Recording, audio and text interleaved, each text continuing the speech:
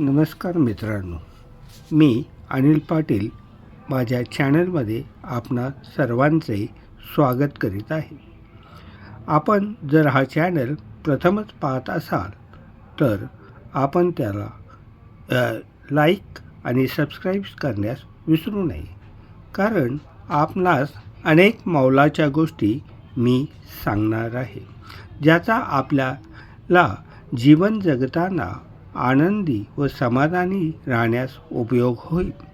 त्यामुळे मी जे सांगतोय ते व्यवस्थितपणे ऐका, म्हणजे आपल्यास लक्षात येईल की खरंच मी जे बोलतोय ते पटतंय तुम्हाला. आजकाल जगामध्ये प्रत्येक माणूस ओरडत असतो की मनाला शांती नाही, जगात शांती नाही, शांती प्रस्थापित करायला हवी. अहो, पण हे कसे शक्य आहे? कारण जर तुमचे मनच जर अशांत असेल तर तुम्ही शांती कशी प्रस्थापित करणार? प्रत्येकजण हेच ओरडत आहे की शांती नाही, शांती नाही. अरे तू शांत हो तरच तुला शांती मिळेल. तुझे मन शांत कर तरच तुला शांती मिळेल. अन्यथा शांती ही काय बाजारात विकत मिळते की काय?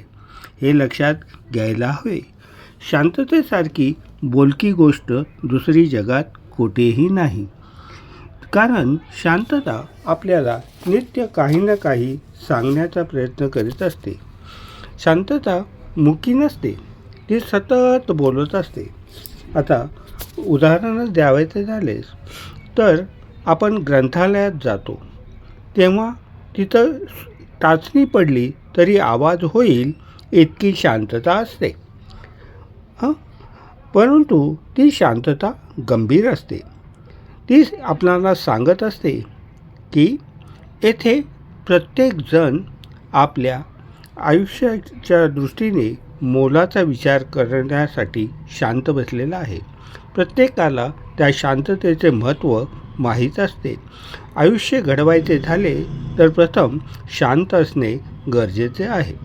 तसेच दुसरी गोष्ट, रुग्णालयात जर गेलो तर तिथली शांतता ही आपणास सांगत असते की तिथली शांतता ही गंभीर स्वरूपाची असते. तिथली शांतता ही धास्तावलेली असते. कारण उद्या काय होईल, पुढच्या क्षणाला काय होईल हे आपणास वारंवार भीती लागलेली असते. त्यामुळं या भीतीपोटी प्रत्येकजण शांत बसलेला असतो. परंतु आयुष्यभर आपण काय केलं, आपले कर्म कसे होते यावर आपल्याला फळ काय मिळेल हे निश्चित होत असते. तसेच पुढची देवळात गेलं तर देवळातली शांतता ही प्रसन्नतेची असते, मनाला एक उभारी देणारी असते आणि त्यामुळे देवळातही शांतता आपल्याला पाहाव्यास मिळते. स्मशानात गेल्यावरही आपल्याला शांतता दिसते. स्मशानातली शांतता ही दुःखाची असते, आठवणींच्या उमाळ्याची असते आणि तुम्ही कितीही उड्या मारल्या तरी मृत्यू हेच अंतिम सत्य आहे हे आपणास वारंवार समजावीत असते. परंतु आम्ही आमच्या अहंकाराला वारंवार जागवित असतो. त्या अहंकाराच्या जोरावर उड्या मारीत असतो. आम्ही आमच्या धनदौलतीवर घमंड करत असतो. परंतु स्मशानातली शांतता हेच सांगत असते की राजा असो व रंक, अंतिम सत्य मृत्यू हेच आहे.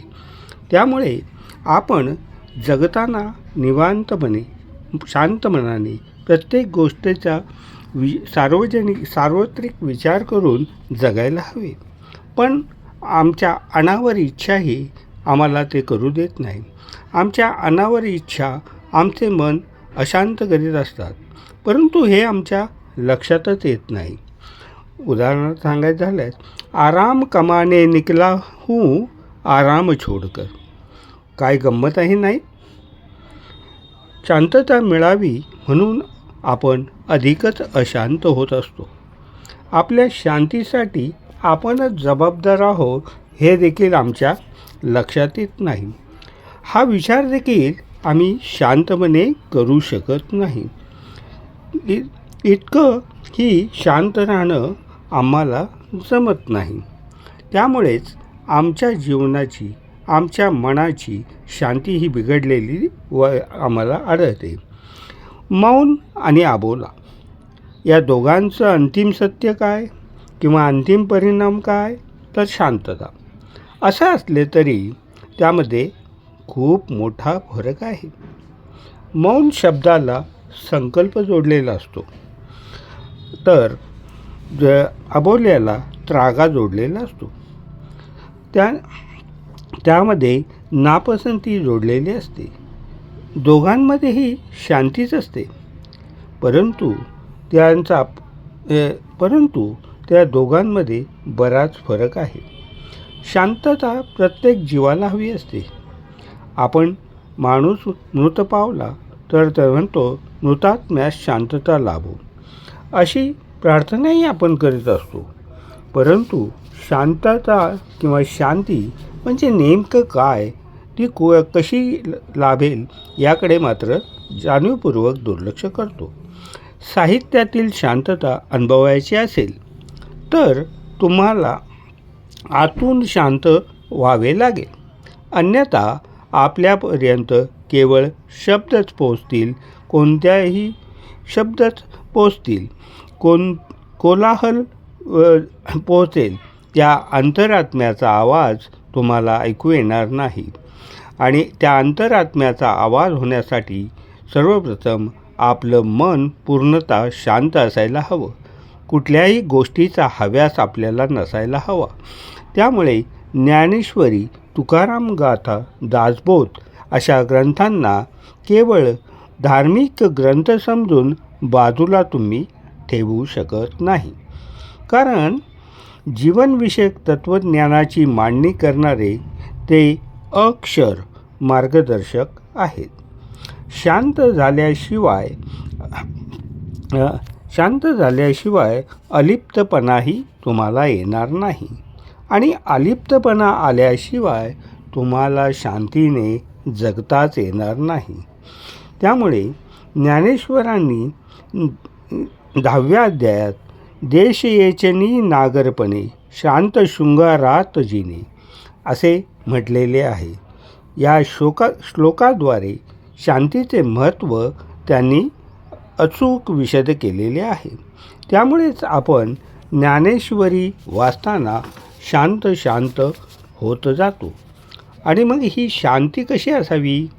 तर योगी राजांच्या डोळ्यासारखे, योगी राजांच्या डोळ्यासारखे, प्रवरेच्या प्रवाहासारखे, योगी राजांच्या डोळ्यासारखे, प्रवरेच्या प्रवाहासारखे, आणि पसायदानाच्या स्वरासारखे माणसाने शांत व्हायला हवे, स्थिर व्हायला हवे, तरच तुम्हाला मानसिक शांती लाभू शकेल.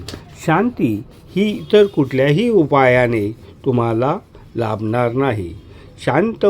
शांती प्राप्त करून घ्यायची असेल, समाधानी व आनंदी जीवन जगायचे असेल, तर स्थिर होणे, शांत होणे, एकचित्त होणे गरजेचे आहे. केवळ आपल्या इच्छा आणि अनावर इच्छा यामधला फरक जाणून घ्यायला हवा, तर तुमच्या जीवनात शांती लाभेल. तुम्हाला आपोआपच मन स्थिर होईल व तुम्हाला कुठल्याही गोष्टीबद्दलची वासना निर्माण होणार नाही.